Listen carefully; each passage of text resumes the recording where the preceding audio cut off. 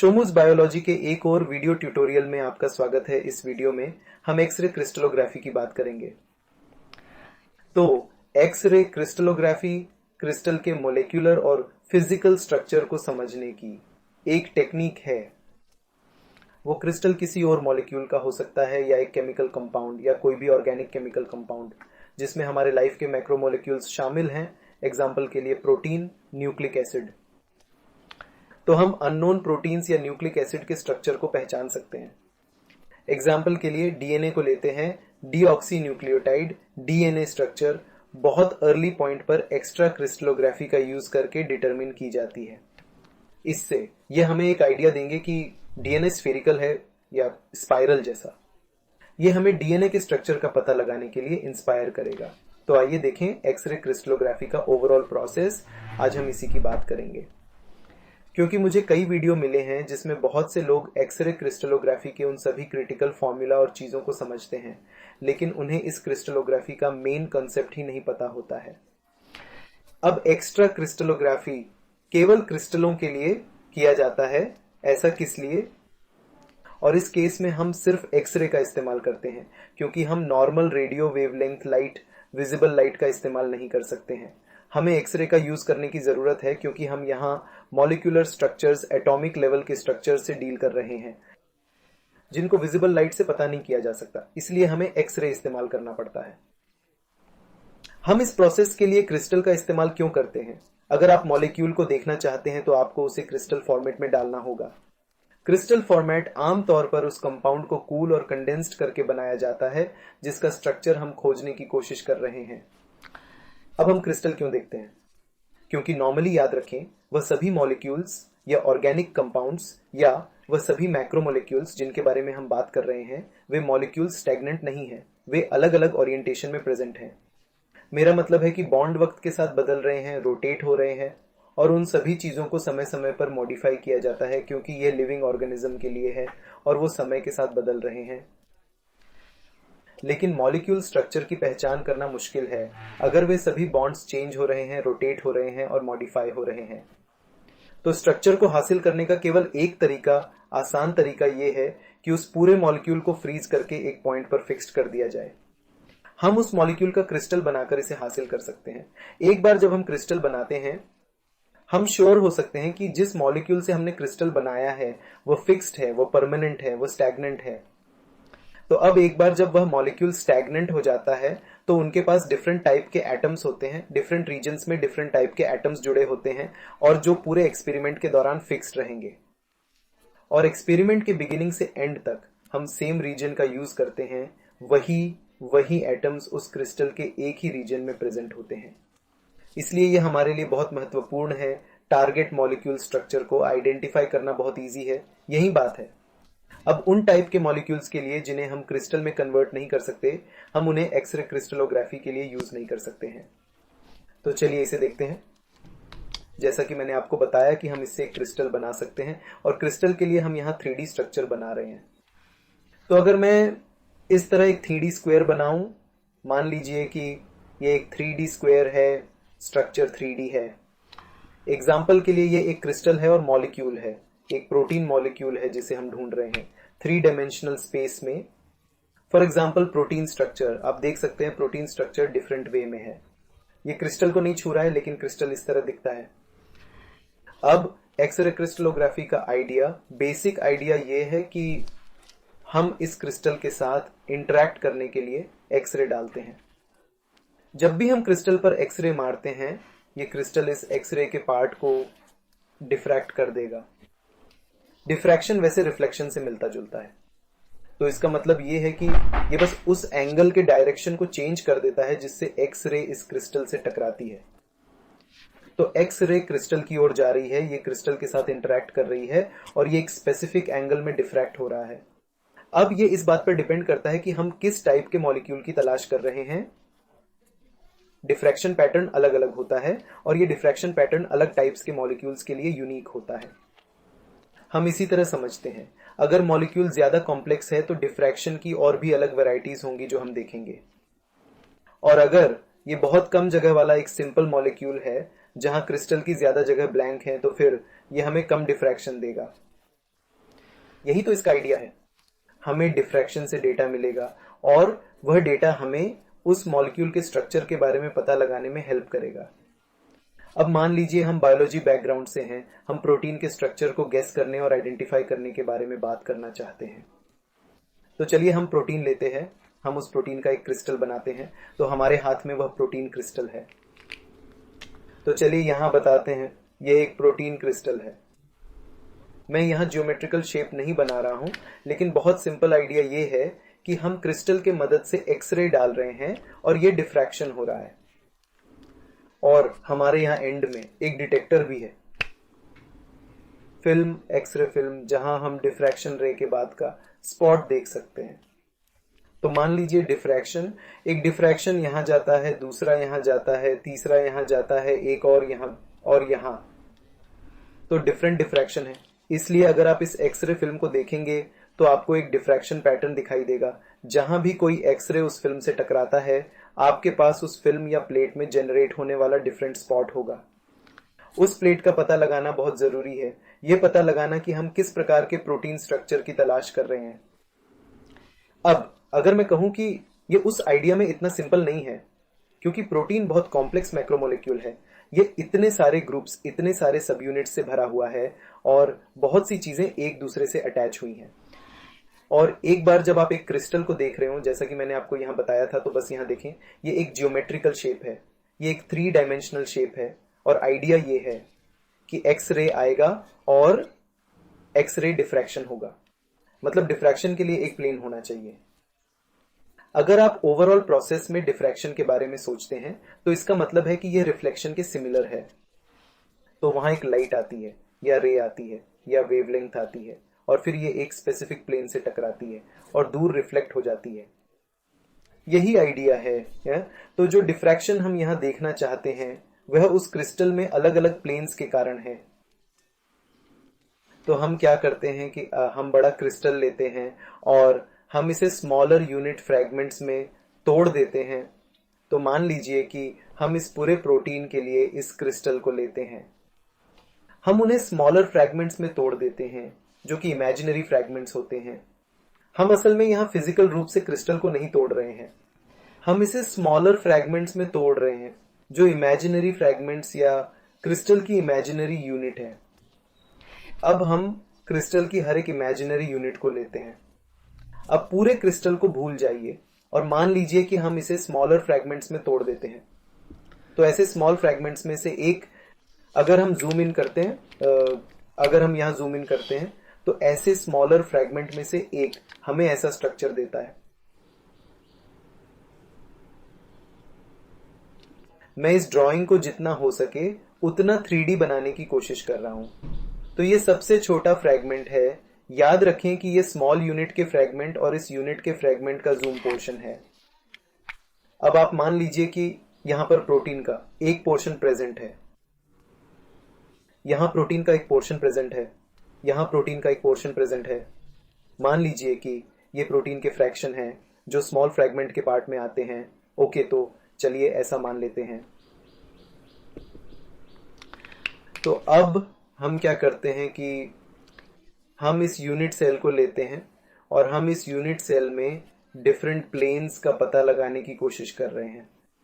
क्योंकि अगर हम क्यूब की बात करें, क्योंकि इसका स्ट्रक्चर क्यूब का होता है, तो इसमें 3 चीजें होती हैं, एच, एल, के, हाइट, लेंथ। और इसलिए 3 चीजें हैं जिन्हें आप आसानी से वहां रख सकते हैं, जैसे एच, एल, के, राइट, या फिर ए, बी, सी, जो भी हो आप अपनी तरफ से मान सकते हैं। क्योंकि इस क्यूब के एग्जैक्ट स्ट्रक्चर का पता लगाने या इस क्यूब के बारे में एक जियोमेट्रिक आइडिया पाने के लिए आपको 3 चीजों की आवश्यकता होगी। तो इन 3 लेंथ्स की आवश्यकता हमें क्यूब की जानकारी प्राप्त करने के लिए होती है। मैं यहाँ मैथमेटिक्स या ज्योमेट्री के बारे में बात नहीं करने जा रहा हूँ, लेकिन यहाँ बात यह है कि हम हर एक यूनिट के डिफरेंट प्लेन्स का पता लगाने का प्रयास करेंगे। हम प्लेन को खोजने का ट्राई करेंगे। एग्जाम्पल के लिए मान लीजिए कि हम एक ऐसे प्लेन का पता लगाने की कोशिश कर रहे हैं जो इस एरिया के बीच मौजूद है। तो आइए मैं इसे इस ब्लैक कलर से ड्रॉ करता हूं। चलिए ये बताते हैं। इस प्लेन के बारे में समझना आपके लिए थोड़ा हार्ड होगा क्योंकि यह एक 3D बोर्ड नहीं है, ये एक 2D है। मेरा मतलब है कि पिक्चर एक 2D एरिया है। मैं इस बोर्ड में 3D एरिया नहीं बना सकता। लेकिन बात यह है कि इमेजिन करने का प्रयास करें कि ये स्मॉल क्यूब है और आप क्यूब को इस तरह घुमा रहे हैं कि आपको एक स्पेसिफिक प्लेन मिल जाए। अब इस केस में हम एक प्लेन हासिल करने के लिए एज का डिसेक्शन कर रहे हैं, इस एज हैंड का डिसेक्शन कर रहे हैं, राइट? तो हमें एक प्लेन मिलता है, इसलिए हम इसे इस तरह से रख रहे हैं ताकि हमें डिफ्रैक्शन का एक प्लेन मिल सके। अब जरा यहां पर देखो, अब यहां पर आती है एक्सरे उस प्लेन से टकरा रहा है और डिफ्रैक्ट हो गया है। अब चलो मान लो, पर पहले मुझे ये एक्सपेरिमेंट एक बार फिर से करने दो। मुझे यहाँ पर डिफरेंट प्लेन्स को ड्रॉ करने दो। मैं यहाँ केवल आपके अंडरस्टैंडिंग के लिए प्लेन्स को ड्रॉ कर रहा हूँ। एग्जाम्पल के तौर पर ऐसे कहें, ये वह प्लेन है जिसके बारे में हम बात कर रहे हैं और मान लीजिए कि ये एक्सरे फिल्म है। आइए इसे अब यहाँ पर क्लोज लाएं और ये एक्स रे है। और देखिए, एग्जाम्पल के लिए हमारे पास यहाँ एक डिफ्रैक्शन है। अब डिफ्रैक्शन को कैलकुलेट एक्सिस के सेंटर के डिस्टेंस से किया जाता है। सेंटर का मतलब है स्ट्रेट। अगर कोई डिफ्रैक्शन नहीं है और यूवी पास होता है, जहां भी ये एक्सरे फिल्म में प्रवेश करती है वह सेंटर है। और सारे डिस्टेंस का कैलकुलेशन डिस्टेंस के आधार पर सेंटर से किया जाता है। तो यहां फर्स्ट डिफ्रैक्शन इसी पॉइंट पर है। मान लीजिए कि ये फर्स्ट डिफ्रैक्शन है, मान लीजिए प्लेन नंबर 1। असल में उनके पास डिफरेंट लेंथ्स के डिसेक्शन के आधार पर प्लेन्स के डिफरेंट नंबर होते हैं। तो इस मामले में मान लीजिए कि प्लेन नंबर 200 है। प्लेन नंबर 200 से हमें इस स्पेसिफिक पॉइंट पर डिफ्रैक्शन मिलता है। अब हम वही काम करते हैं, हम प्लेन चेंज करते हैं। तो चलिए अब प्लेन नंबर बताते हैं। Plane number 220। प्लेन नंबर 220 में हमारे पास एक डिफ्रैक्शन है। आइए यहां बताते हैं एग्जाम्पल के लिए। तो ये डिफ्रैक्शन का सेकंड पॉइंट है। तो इस तरीके से हम क्या करते हैं, हम यहां डिफरेंट प्लेन्स लेते हैं और डिफ्रैक्शन पैटर्न का पता लगाने की कोशिश करते हैं। और न केवल हम डिफ्रैक्शन पैटर्न को खोजने की कोशिश कर रहे हैं। जब हम डिफ्रैक्शन पैटर्न को देखते हैं तो हमें दो चीजों के बारे में सोचने की जरूरत है। फर्स्ट थिंग है डिफ्रैक्शन का एंगल, और सेकंड थिंग है स्पॉट की इंटेंसिटी, राइट? क्यों? क्योंकि उस एक्सरे फिल्म में जो स्पॉट बनता है, तो उस बनने वाले स्पॉट की इंटेंसिटी जो होती है वो उस प्लेन के अंदर प्रेजेंट इलेक्ट्रॉन की अमाउंट से डायरेक्टली प्रोपोर्शनल होती है। अब अस्यूम करते हैं, मान लेते हैं कि इस स्पेसिफिक पॉइंट पर डिफ्रैक्शन पैटर्न बहुत बोल्ड है। एग्जाम्पल के लिए इस पॉइंट पर कहें, इसका मतलब है कि इस एरिया में बनने वाला डिफ्रैक्शन, जिस प्लेन से इस एरिया पर बनने वाला डिफ्रैक्शन होता है, उसमें इलेक्ट्रॉन्स की हाई डेंसिटी होती है। और इलेक्ट्रॉन्स की बहुत हाई डेंसिटी, तो इलेक्ट्रॉन्स की हाई डेंसिटी का मतलब है कि जिस कंटेंट या मॉलिक्यूल को हम ढूंढने की कोशिश कर रहे हैं उसे पाने का चांस बहुत ज्यादा है। इसलिए इलेक्ट्रॉन के हायर डेंसिटी का मतलब है कि अगर हम वहां वापस जाते हैं और उस प्लेन को देखते हैं तो उस प्लेन में ज्यादातर प्रोटीन कंपोनेंट्स प्रेजेंट होंगे। अब अगर ये इंटेंसिटी बहुत फेंट और बहुत लो है तो इसका मतलब है कि लो इलेक्ट्रॉन डेंसिटी प्रेजेंट है। लो इलेक्ट्रॉन डेंसिटी का मतलब है कि उस प्लेन में प्रेजेंट प्रोटीन के फ्रेगमेंट को खोजने का चांस कम है। समझ में आया? अब इस क्यूब को देखें तो ये एक यूनिट क्यूब है जिसके बारे में हम बात कर रहे हैं। अगर यहां इस स्पेसिफिक प्लेन से डिफ्रैक्शन हुआ तो हम क्या पाएंगे, इसमें ह्यूज अमाउंट में प्रोटीन प्रेजेंट होता है।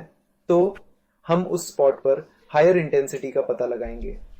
इतनी हाई इंटेंसिटी ये हमें आइडेंटिफाई करने में मदद करेगी, यस इस एरिया में मैक्सिमम अमाउंट में प्रोटीन प्रेजेंट है, या प्रोटीन कंटेंट प्रेजेंट है, या इलेक्ट्रॉन डेंसिटी प्रेजेंट है। अब अगर इस स्पॉट या इस स्पेसिफिक प्लेन से कोई डिफ्रैक्शन होता है, अगर मैं प्लेन को इस तरह और इस स्पेसिफिक प्लेन से रखूं तो ये हमें एक बहुत ही फेंट स्पॉट देगा।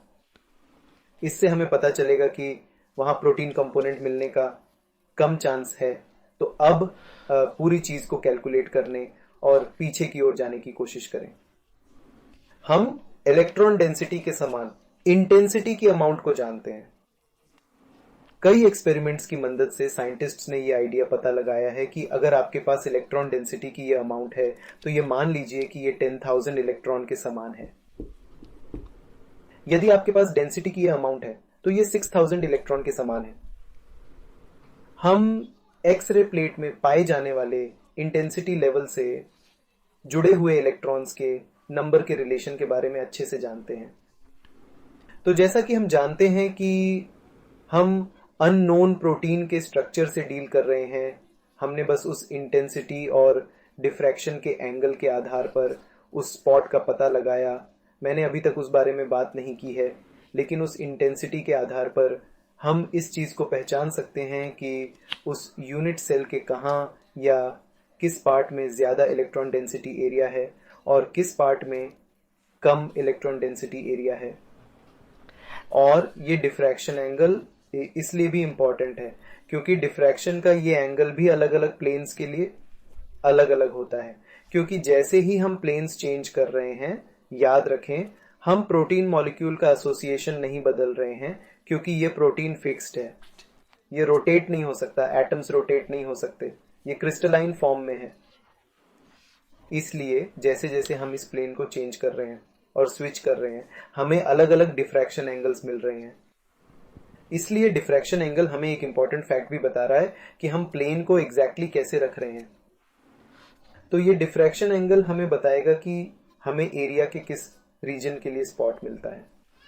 इसलिए कंप्यूटर के लिए यह पता लगाना इंपॉर्टेंट होगा कि कौन सा स्पॉट यूनिट सेल के किस एरिया को रिप्रेजेंट करता है और इंटेंसिटी यूनिट सेल के उस एरिया के समान इलेक्ट्रॉन डेंसिटी की अमाउंट की पहचान करने में हेल्पफुल होगी।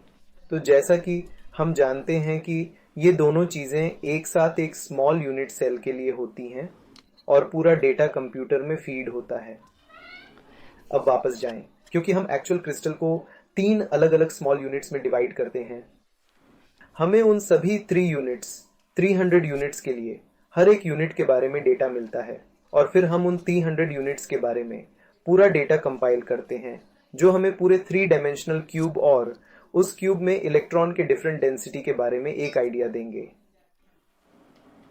इसलिए जहां तक हम इस प्रोटीन के साथ आगे बढ़ते हैं, हम इस टाइप के पूरे एरिया में हाई इलेक्ट्रॉन डेंसिटी पाएंगे, जो हमें पहचानने और समझने में मदद करेगा कि एग्जैक्टली प्रोटीन मॉलिक्यूल्स और डिफरेंट एटम्स कहां पर प्रेजेंट हैं। लेकिन यह एंड नहीं है, क्योंकि ये हमें ये आइडिया देंगे कि एग्जैक्टली कंपोनेंट्स कहां प्रेजेंट हैं। ये हमें प्रोटीन का एग्जैक्ट स्ट्रक्चर नहीं बताएगा। तो हम एग्जैक्ट स्ट्रक्चर कैसे प्राप्त कर सकते हैं? अब हम प्रोटीन के अप्रोप्रिएट स्ट्रक्चर के साथ इलेक्ट्रॉन डेंसिटी के डेटा को कोरिलेट करते हैं, क्योंकि प्रोटीन स्ट्रक्चर इसके सेकेंडरी स्ट्रक्चर से बनी होती है, जो अल्फा हेलिक्स या बीटा शीट होती है। इसमें बीटा टर्न और लूप हो सकता है। तो हम फिर से जानते हैं एक्सपेरिमेंट्स की सीरीज की हेल्प से हम जानते हैं कि किस प्रकार का electron density map alpha helix के समान है, किस प्रकार का electron density map beta sheet के समान है। तो इस कॉरेस्पॉन्डेंस और आइडिया के हेल्प से हम ये पता लगा सकते हैं कि इस क्यूब में एग्जैक्टली किस प्रकार का और कहाँ अल्फा हेलिक्स प्रेजेंट है, इस लूप में एग्जैक्टली बीटा टर्न कहाँ प्रेजेंट है, जो हमें ओवरऑल व्यू और प्रोटीन के बारे में आइडिया देंगे। ये भी एंड नहीं है, ये फिर से एक क्रूड एक्सट्रैक्ट और आइडिया है। तो अब हम दूसरे प्रकार के कंप्यूटराइज्ड बायोटेक्नोलॉजी टूल्स के एडवांटेज उठाते हैं और बायोइन्फॉर्मेटिक टूल्स की तरह हम प्रोटीन डेटा बैंक लेते हैं। हमें एक ही टाइप का प्रोटीन स्ट्रक्चर मिलता है। हम स्ट्रक्चर्स को एक दूसरे से कंपेयर करते हैं ताकि ये पता लगा सकें कि एग्जैक्टली कहाँ डिफरेंस है, एग्जैक्टली कहाँ चेंज है। हम उस डेटाबेस से आइडिया और इंफॉर्मेशन से गैप को फिल करते हैं, और वो भी एंड नहीं है, क्योंकि ये एक स्ट्रक्चरल पार्ट है।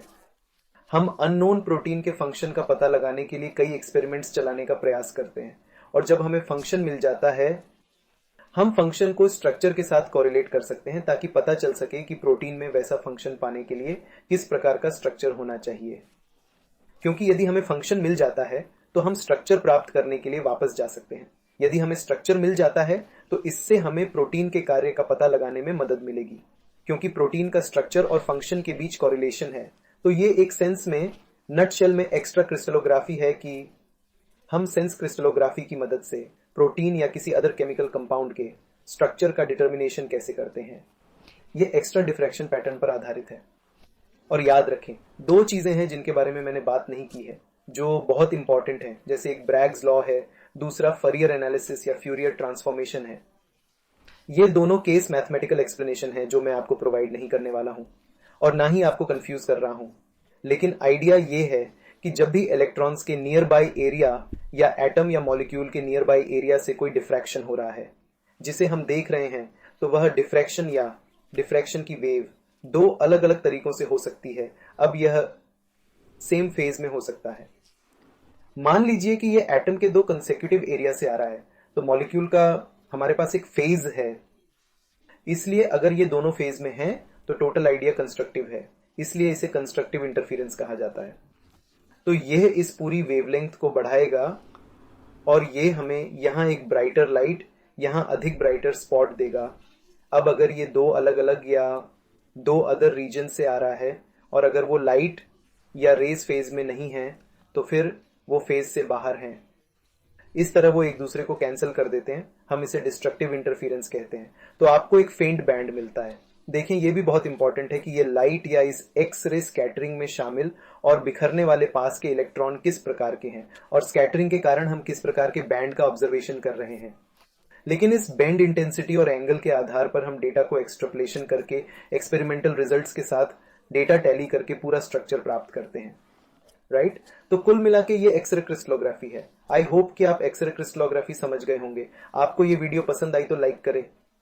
ऐसी और वीडियो के लिए चैनल को सब्सक्राइब करें और इस वीडियो को फ्रेंड्स के साथ शेयर करें। Thank you.